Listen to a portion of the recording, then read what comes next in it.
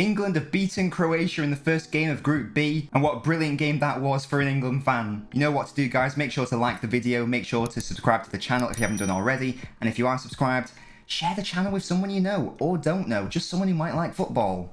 There was a bit of confusion from certain people, myself included, about Southgate's starting lineup. The midfield was fine because Henderson's injured, Phillips has to play, but Sterling was starting. Sterling was starting ahead of Jack Grealish, and that was very confusing for me because, as I've discussed in my previous videos, my England starting 11 has Sterling on the bench actually, and Grealish on that left wing, Foden on the right. You love to see it. But yeah, Sterling starting, I was a bit worried about that, not going to lie. He's not had a great time towards the end of last season. There does seem to be this sort of agenda against him. I'm not sure what it is. It does still seem to be present. But I tell you what, Sterling was absolutely brilliant throughout that game, especially the first half. The runs he was making in that first half, I still don't think people quite understand how good those runs are, because that move, the long ball over into Sterling's path, basically bypassing the entirety of Croatia's midfield and just getting straight into the defence, it was always on, especially in that first half, and you saw that work to devastating effect in the first half, in particular where a Croatia player was forced to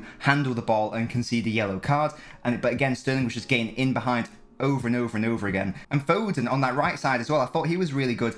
Obviously, he nearly scored within the first 5 minutes. Had that goal gone in, I would have gone absolutely mad. Kane throughout the whole game went missing at times. Again, he's very keen to come back, drop back, try to connect play with the wingers. And I think that's fine because maybe that does bring the best out of those two wingers. But with doing that, there is always the risk of him being absent from the actual penalty area where you want one of the world's best strikers to be in. And maybe he could have scored a goal as well. He actually got, I think he got winded whilst he was trying to put the ball into the back of the net in the second half. But the star man really was Phillips in midfield. Again, lots of question marks about, should Phillips be starting? Should he even be going to the Euros for some people? A lot of people wanted James Ward-Prowse in that role instead. I've always maintained that if Henderson isn't fit, and it seems he isn't fully fit, then Phillips has to start in that role. And the main reason for that is that Southgate doesn't see him as a Rice figure, a pure defensive midfielder. He actually sees him playing much higher up the pitch as a more dynamic interceptor, passer, and we saw that work to great effect. Phillips was the man of the match, I think. Well, certainly my man of the match, and he was obviously crucial in the build-up to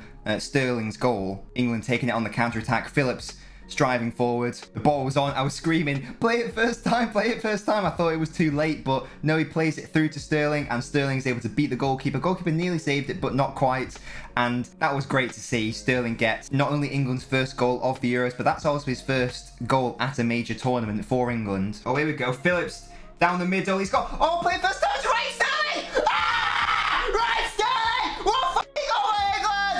Oh, it's a fucking goal! Gets it! It's coming out, boys! It's fucking coming out! Gets it!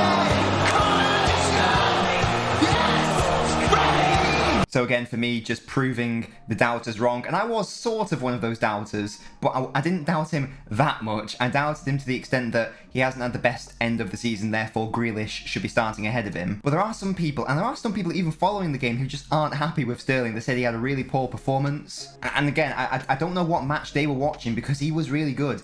England as a whole sort of dropped off after around the 30-minute mark, and maybe the very start of the second half as well, but apart from that, England infinitely the better side than Croatia. I was a bit disappointed with Croatia actually, especially when you got, Modric and Brozovic, Kovacic in midfield. I thought they would have dominated the ball, but they just didn't. They didn't really ever get going. Their passes were quite sloppy throughout, and it's really good news for England because on paper that's their trickiest game done, and in theory they should be able to top the group and avoid the likes of France, Belgium, Italy. Yes, they'll have to play someone like Portugal potentially, but I think that's a good trade-off. And it's also good to get that winning mentality. And it's also the first time England have won their opening group game for I don't know however many decades, but it's a long time. And it was a really promising start for England. I actually thought Mings did a really good job. I thought Trippier did a really good job. Walker, he was a bit careless in his passing at times. I still think he's the main man at right back. John Stones pretty much didn't have anything to do. Pickford again, he had a couple of tepid shots to save, but wasn't really tested, which is really what you want. You don't really want your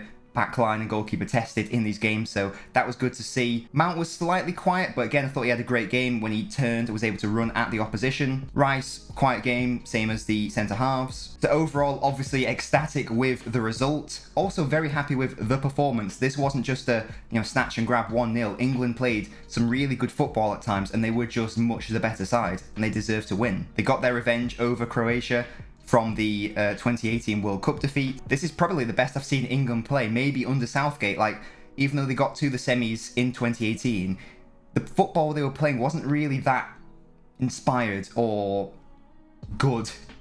They obviously got some good results, but the performances weren't that exceptional. I do think playing a back four is going to really help England going forward. And it's early days, obviously, but I'm going to be optimistic as always. It's coming home. It's confirmed. Just so happy for England to score. So happy for Sterling to score as well. Hopefully that can do his confidence a world of good. It was also just really good to feel so good, because after last night with the whole Eriksen situation, I just felt so down and depressed, frankly. Obviously he recovered and he seems to be fine in a stable position now, so that's the important thing, that's the main thing.